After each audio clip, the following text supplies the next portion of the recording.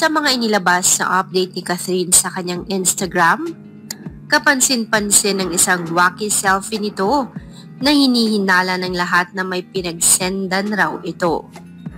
Matatandaan o natatandaan niyo ba ang trademark pose ni Alden sa tuwing may selfie o group picture na ibinabahagi rin ni Catherine? Yung picture ni Alden na nakalabas ang dila at ginaya ni Kath? Ngayon, hinihinala ng nakararami na ang ipinost si Catherine na selfie na nakadila sa kanyang IG ay isinend dito kay Alden. Bilang pang-aasar na rin marahil dito. Hindi naman lingid sa ating kaalaman na nag-uusap pa rin naman privately ang Kath din at hindi nawawala ang communication. Kaya naman, hindi rin naman talaga masama kung ang sinasabing litrato na iyon ni Catherine ay isinend niya talaga kay Alden. Maybe it is her way para pasiyahin si Alden or to update Alden na after the whole tiring day ay magpapahinga na ito.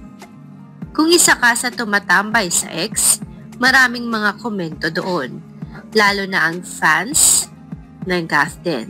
At karamihan sa mga ito ay tanggap na wala pang update sa ngayon ang Kath din at binibigay nila ang privacy na iyon sa dalawa. Pero hindi sila tumitigil sa pagsuporta at paghintay ng update sa Kath din. Mas nire-respeto ng mga ito ang desisyon ng Kath din na maging pribado muna sa ngayon. Lately kasi ay maraming natatanggap na pambabash ang Kath din. Kaya naman mas minabuti na lamang nila na mag-lie low at magkaroon na lamang ng private life sa ngayon. Samantala, narito ang mga maaari nating abangan sa Kath din this year. Una, ang mga unexpected ayuda nila na maaaring ilabas.